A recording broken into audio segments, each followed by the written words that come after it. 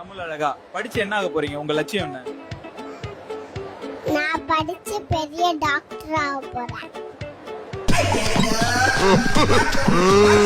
Very good. எதுல specialist ஆக போறீங்க? இன்னைக்கு உலகம் போற போக்க பார்த்தா மொபைல் போன் அடிமைகளை குணப்படுத்தும் டாக்டர் ஆனதான் பிரைட் ஃபியூச்சர் இருக்கும். அது என்னப்பா புதுசா? ஆமா, வருங்காலத்துல குடிக்கு அடிமையானவங்கள விட போனுக்கு அடிமையான பேஷண்ட் தான் அதிகம் பேர் இருப்பாங்க. ஆமாம்பா, நானும் பாக்குறேன். 10 பேர் இருந்தா அதுல 8 பேர் போனும் கைமா தான் இருக்காங்க. நல்லா பாருங்க அங்கிள், அந்த 2 பேரும் போனை சார்ஜ்ல போட்டிருப்பாங்க. மொபைல் பார்த்தா தான் உலகத்துல என்ன நடக்குதுன்னே தெரியுதுப்பா. மொபைல பார்க்காம இருந்து பாருங்க, அப்பதான் உங்க வீட்ல என்ன நடக்குதுன்னே தெரியும். உங்க பையன் என்ன பண்றான்? நோண்டிட்டு இருப்பான். எது? போன இந்த செல்போன் தூரத்துல இருக்கவங்கள நெருக்கமாக்குது, ஆனா ஒரே வீட்ல இருக்கவங்கள தூரமாக்குது. நாம தான் சிந்திக்கணும். மொபைல் போனுக்கு செல்னு ஒரு பேரை தெரிஞ்சு இல்ல தெரியாம வச்சாங்களான்னு தெரியல, ஆனா நான் இப்ப அந்த சிறையில ஆயுள் கைதியா மாட்டிருக்கோம். உண்மைதான்.